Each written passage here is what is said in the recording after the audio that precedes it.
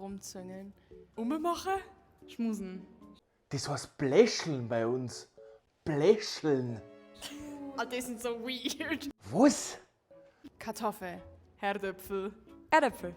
Oder entweder Kartoffel oder Erdäpfel. So ein Ding ist das, wie Österreich halt auch. Hausschuhe. Finke. Batschen. Das sind Hausschuhe. Das sind einfach nur Hausschuhe, Alter. Pausenbrot. Znüni-Brötli. Jause. Mehr noch zu Österreich, aber ganz ehrlich, es ist einfach eine Brotzeit.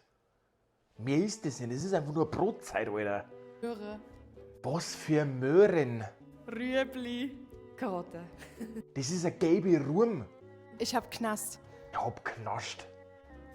Was? Kann ja nur von einem Berliner kommen, wirklich. Ich hab Hunger. Ich hab Hunger. Ich hab Hunger. Ja. Ist ganz einfach. Ich hab Hunger. Oder mich hungert. Ich gehe nach Hause. Ich mach den Fisch. Ich geh heim. Ich sag einfach, ich geh heim. Oder ich geh heim. Ja doch, ich geh heim, das war's. Mehr sag ich da nicht dazu. Hau rein, Brian. Tschüssi. Ciao, Papa. Ich grüße meinen Papa. Vierte Baba. Österreich einfach Beste. Ich sag Servus. Oder habe die Ehre.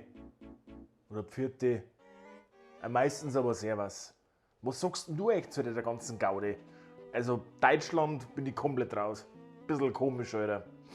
Naja, wir kommen eh nicht zu Deutschland, wir kommen eh zu Österreich dazu, von dem her ist eh schon wurscht.